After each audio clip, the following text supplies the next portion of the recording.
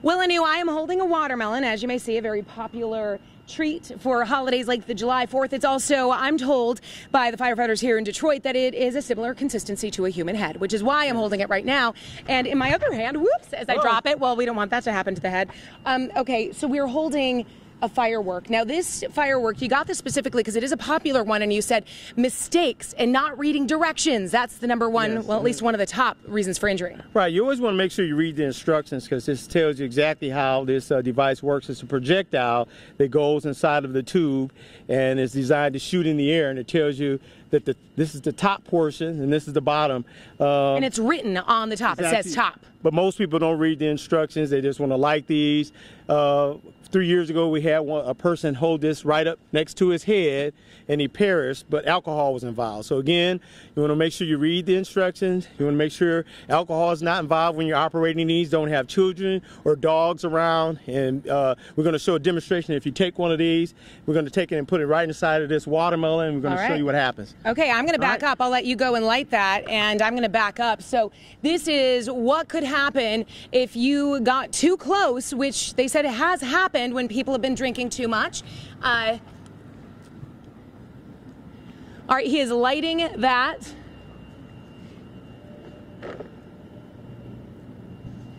Now, July 4th, of course, there are a lot of popular fireworks. This is just one of them. He is running out of the way, backing up. Back up. Woo! Oh, my gosh. And as you can see... Wow, that disintegrated the watermelon. Disintegrated the watermelon. We don't have a lot of watermelon left here. Not much left at all. Now, oh my gosh, I think that just sort of speaks for itself. This just shows you what can happen if you use this incorrectly. It's designed to go inside of that projectile and shoot in the air, and this would be devastating if you had this in your hand or close to your head. Now, Captain Dixon, you set up a couple of other demonstrations, so we want to get right to those. We have in my hand, and maybe we can light a couple of these.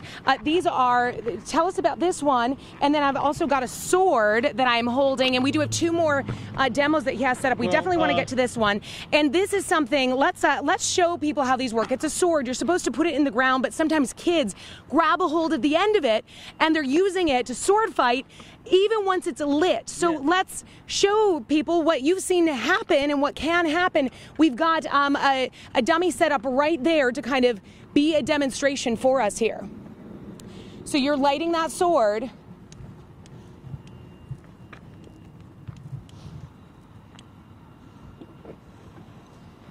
So that sword, as they're playing,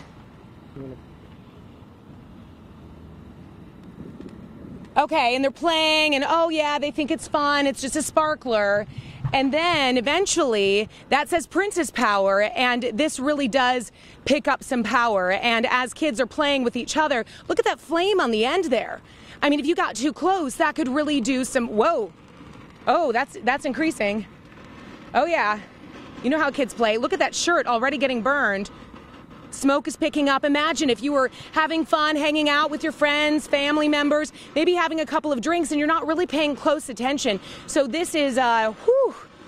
All right, I'm sure the kid is an adult, a kid. You don't want to play the wrong way. Look at that intense flame there. And the flame comes out, is very dangerous.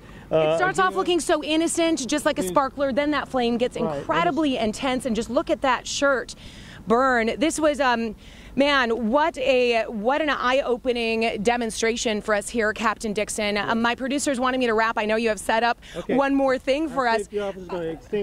Our safety officer is going to extinguish that. We're going to put more information on our website about things that are safe and not safe. I don't know, do we have time for one more demo? My producer is telling me to wrap. We've put that one out right there.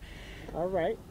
There are the big thing that they are telling us throughout this morning is to make sure you read all of the labels really carefully. Make sure that your kids and your animals are safely away. Putting in and lighting things improperly, that is a big reason that they see injuries during this holiday, July 4th holiday. They are preparing to light one more, if we have time for one more demo. And these are some of the more popular fireworks they bought from 3 different places. We're backing up right now because they said these fireworks not keeping a a safe distance is another reason. They see a lot of injuries around July 4th.